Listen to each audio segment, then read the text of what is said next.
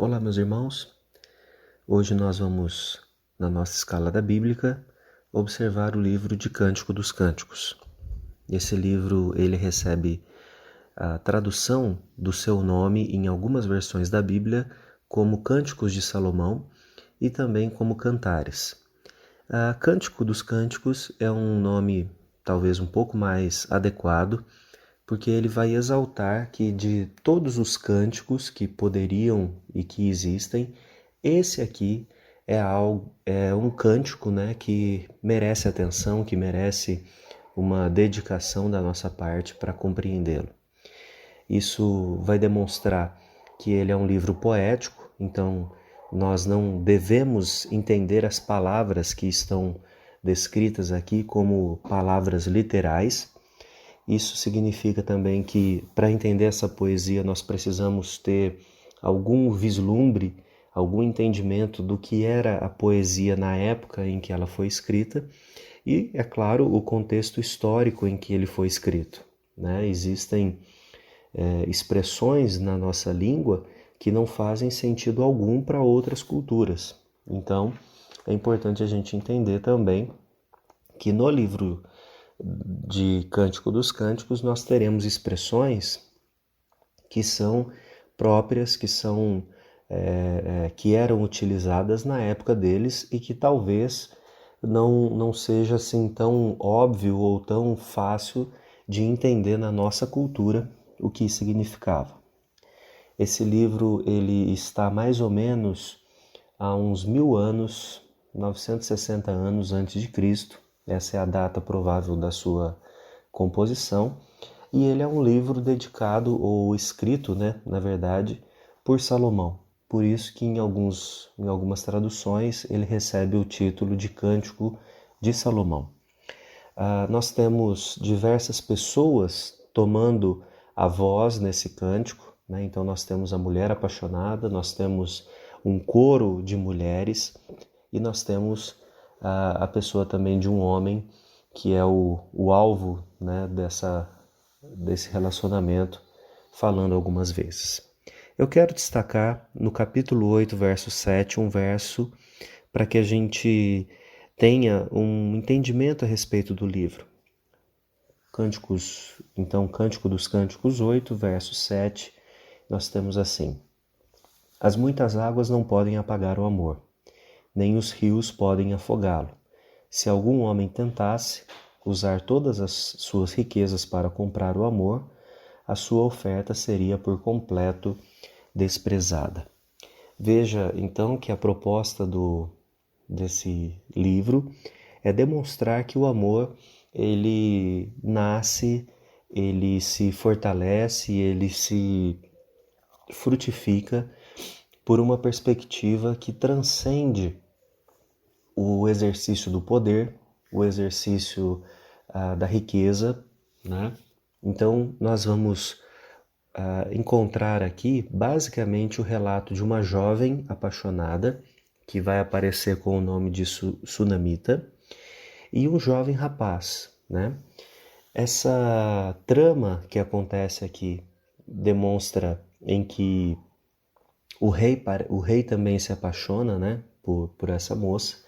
E aí nós temos o diálogo entre a moça, os seus pedidos com relação às mulheres, né, que estão ali acompanhando ela, e também o relato, algumas vezes, do homem apaixonado. Ainda que a gente possa ler esse livro de uma única vez, né, a gente precisa entender que ele é separado por algumas canções. Então a primeira canção é do capítulo 1 até o capítulo 2, verso 7, a segunda do capítulo 2, 8 até o 3, 5, a terceira canção de 3, 6 a 5, 1, a quarta canção do 5, 2 ao 6, 3, a quinta canção 6, 4 até o 8, 4 e a última canção, que é a sexta, o capítulo 8, do 5 ao 14. Nesses capítulos, então, nós teremos alguns temas, né? Por exemplo, no capítulo 1, a gente vai observar ali a questão das carícias, a celebração, os irmãos como responsáveis por cuidar da irmã, para que ela não desperte o amor, né, como é a expressão do livro, antes da hora. Nós temos alguma referência aqui a joias, a perfume. No capítulo 2, a gente vai ver uma expressão do aspecto feminino, né, da mulher. Mais uma vez, o cuidado sobre despertar esse amor antes da hora. Capítulo 3, solidão. Capítulo 4, a beleza da mulher. Também sobre, no contexto aqui, a vulnerabilidade da mulher que não tem um companheiro. Seguindo, o capítulo 5 fala sobre alguns aspectos da diferença entre o homem e a mulher, a valorização do corpo. Capítulo 6, alguns elogios. O 7 fala sobre castidade e o 8 sobre a questão da fidelidade. Então você pode ver que o livro ele traz uma relação muito humana, né? Uma relação de um homem, de uma mulher, a conquista, o desejo. E nós temos, né, no livro do Cântico dos Cânticos uma série de dificuldades, que a gente pode colocar dessa forma, com relação à interpretação desse livro. Durante a história, até o primeiro século, a gente tinha uma questão mais, vamos dizer assim, mais fácil, né, de lidar. Entendia-se esse livro como uma relação mesmo de um homem com uma mulher, mas depois, passado ali o segundo século em diante, até mais ou menos o século XIV, a gente começa a ter uma dificuldade com esse livro na questão de como ele deveria ser interpretado. Dentro das correntes de interpretação bíblica, esse período, né, de 10 séculos aí, ele foi muito questionado, muito estudado, e aí surgiram algumas correntes de interpretação bíblica. Uma delas é a chamada alegórica. Isso significa que, assim, sendo bem simples, né, para tentar explicar o que significa essa corrente, eles entendiam que o texto bíblico ele sempre vai ter um sentido que eles chamam de espiritual. Então, ainda que no caso, né, o poema já tenha que ser interpretado de uma forma, como um gênero literário diferenciado, eles ainda acrescentavam um outro sentido a esse poema que eles chamavam de espiritual. Então, o livro do Cântico dos Cânticos, ele foi muito interpretado como sendo uma figura de Jesus, né, sendo esse homem, com a igreja. E a mulher aqui, no caso, ela toma essa forma de igreja. Então, a tentativa desse grupo, né, de intérpretes era dizer que esse livro, na verdade, ele tinha um sentido espiritual, um sentido entre o amor de Deus para com o homem, e não necessariamente o sentido de um homem para com uma mulher. A gente pode entender que depois da Reforma Protestante, essa mudança, já começou a haver uma mudança, né, nessa concepção do entendimento desse livro. E quando a gente olha, depois da Reforma ali do século XVI, a gente começa já a encontrar vários autores com um método de interpretação bíblica que ele parte de uma análise gramatical, de uma análise histórica, e isso significa olhar o livro da perspectiva poética e entendê-lo no seu contexto e no seu propósito, né? Por isso histórico. E quando nós olhamos para a palavra de Deus, nós não temos problemas, pelo menos essa é a nossa posição hoje, nós não temos problemas em entender que Deus, de fato, criou homem e mulher com os aparatos aí da sexualidade, e que essa sexualidade ela precisa ser aprendida, ela precisa ser vivida dentro de parâmetros bíblicos. Isso não significa que a sexualidade ela tem que ser desprezada, ou como ela foi ensinada, né, muito, e ainda que nós seguimos uma linha protestante de entendimento bíblico, isso permeia um pouco ainda o nosso contexto, em que o sexo ele é sempre tratado como algo pecaminoso, como algo difícil, e talvez ainda tenha no nosso meio pessoas que trazem aquele aspecto de que o sexo ele é apenas para reprodução e não como uma questão de desenvolvimento da própria, daquilo que Deus criou o homem e a mulher, né? Para isso eu coloco uma pergunta só para que você pense aí, se o sexo ele aconteceu apenas depois da queda ou se antes da queda, quando Deus dá aquelas instruções para o homem e para a mulher, lá em Gênesis, se já havia esse aspecto da sexualidade.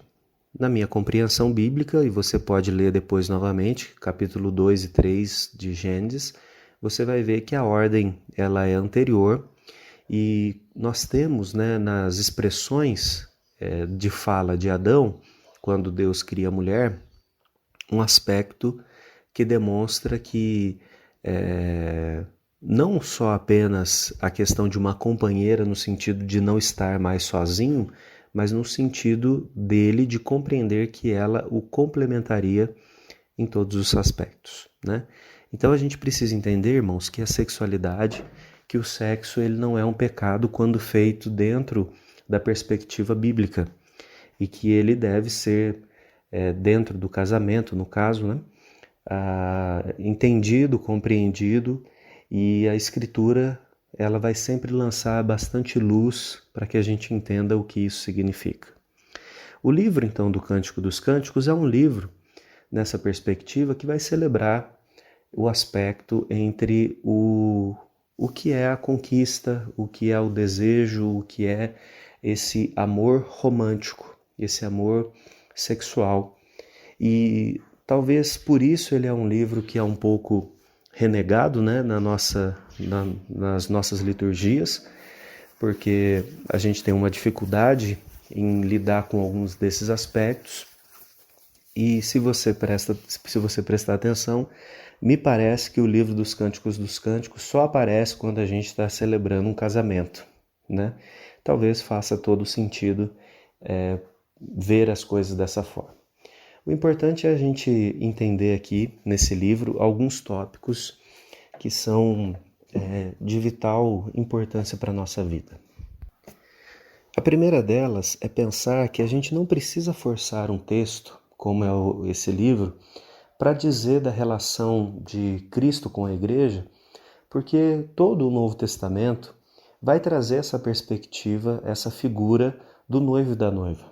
Então existem textos muito mais claros, muito mais óbvios, que demonstram, né, que exemplificam para nós essa relação do noivo e da noiva, de Cristo com a igreja.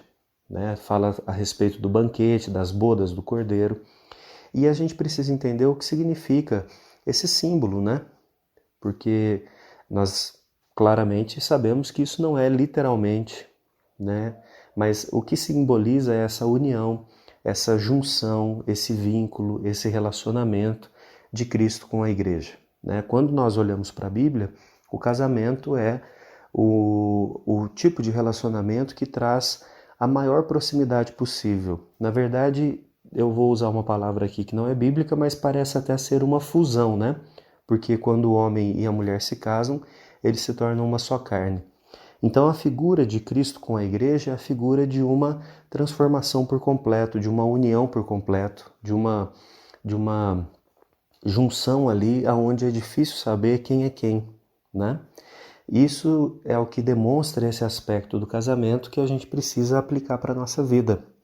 Então, se em primeiro lugar a gente não precisa forçar o livro dos Cânticos para ser essa interpretação de Cristo com a igreja, a gente pode então entender no sentido mais simples do texto, que é uma celebração sobre o amor romântico, e ele é uma forma de demonstrar para nós que Deus não só abençoa o relacionamento dentro dos parâmetros que ele estabeleceu, como ele também o incentiva. Porque se esse livro está dentro do cânon, que é aquilo que nós entendemos como os livros oficiais, esse livro ele é um livro que nos traz uma indicação de que o amor dentro do casamento ele pode ser vivido e mais do que isso, ele deve ser vivido, né? Nós temos ainda alguns aspectos que são importantes para que a gente destaque. Por exemplo, esse livro ele demonstra a alegria que o amor traz.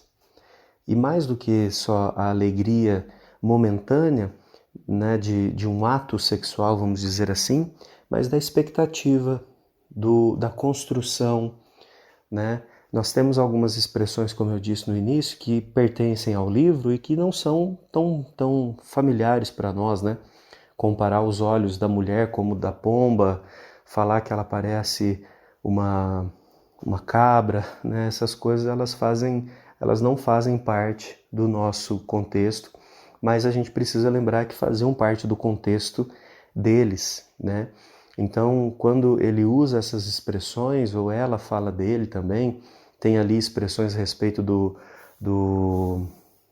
tórax, né, do homem, dos seios da mulher, das pernas, né? É uma indicação de que há, dentro do desenvolvimento humano, um momento, né, em que nós vamos desenvolver esses aspectos e que esse desejo, esse desenvolvimento, ele tem que ser orientado, canalizado para uma pessoa específica, né? No caso, para o alvo do que vai vir a ser o casamento, né? Mas é necessário que tenha é natural que tenha, é saudável que tenha essa expectativa, essa alegria. E muito do que o livro traz também é interessante a gente pensar como os elogios, né, que são criados, né, a dedicação de tempo para falar sobre a pessoa amada, para pensar sobre a pessoa amada.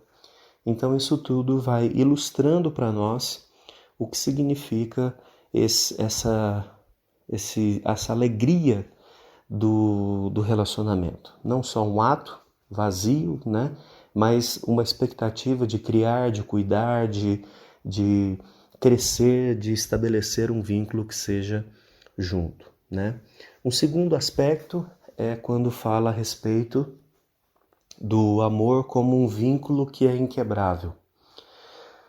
Isso a gente também vê nas escrituras, né? Quando a gente entende que o casamento é uma junção de homem e mulher, nós estamos falando sobre um aspecto que ele não se dissolve, né?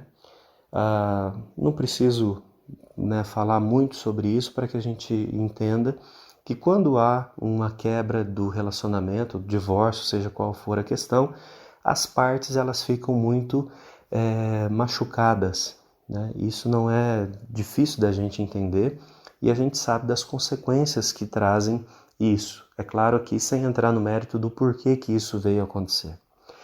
O importante é a gente entender que o livro ele vai reforçar esse aspecto de que o amor ele é algo muito forte, né?